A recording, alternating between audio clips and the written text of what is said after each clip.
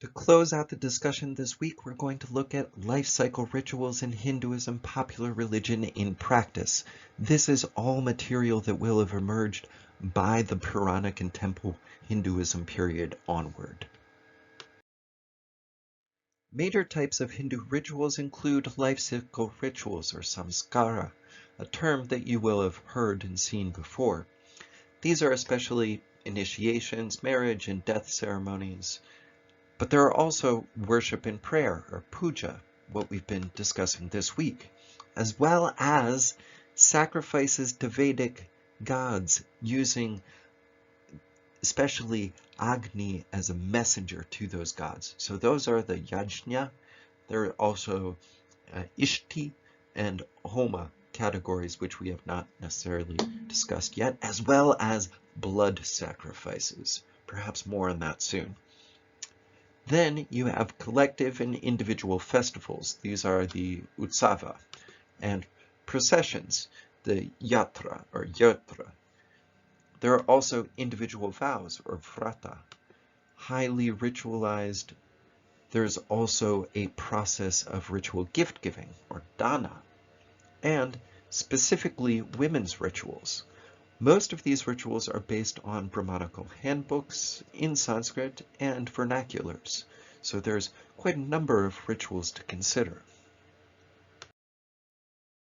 Now, sanskara or samskara, which might be pronounced with the two different ways, with the ma glossed to an N sound in the first pronunciation, sanskara, and then in the second pronunciation, samskara. These are rites of passage in a human being's life described in predominantly Sanskrit texts. The word literally means putting together, making perfect, getting ready, and preparing. In the context of karma theory, the theory especially expounded by the Upanishads in later texts, samskara are dispositions, characters, or behavioral traits that exist from default at birth, and they are prepared for and also perfected by a person over their lifetime. They exist as imprints on the subconscious according to various schools of Hindu philosophy, especially the yoga school. These are perfected, of course, only with practice.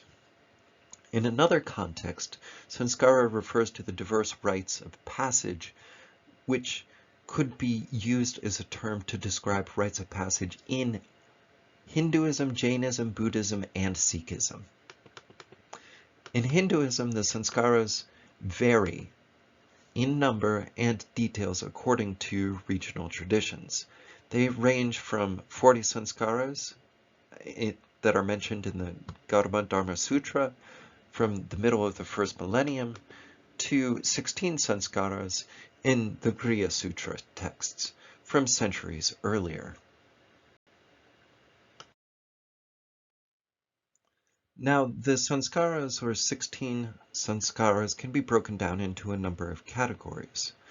First, you have the intent to have a child, the garbhadana, as well as the nurturing of the caring for the fetus itself, the pumsavana, the parting of the hair in the baby shower, the samantonyana, the childbirth ceremony, the jatakarman, as well as the naming of the baby ritual, which is a namakarana, and then also the first outing, the baby's first outing, that's the nishkramana, and so forth.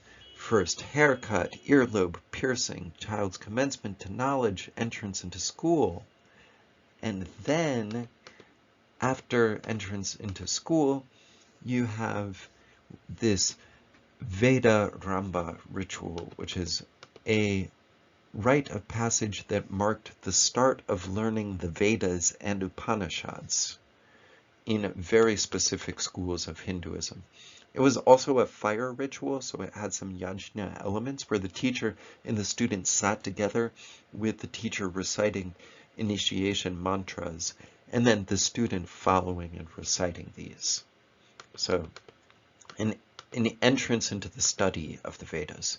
And then next, Kshanta, so literally getting rid of the hairs. It's the first shave of a male youth's facial hair. And then Ritu Suddhi, which is called Ritukala Samskara. It's the corresponding coming of age ceremony for girls, and usually marked by the first menstruation.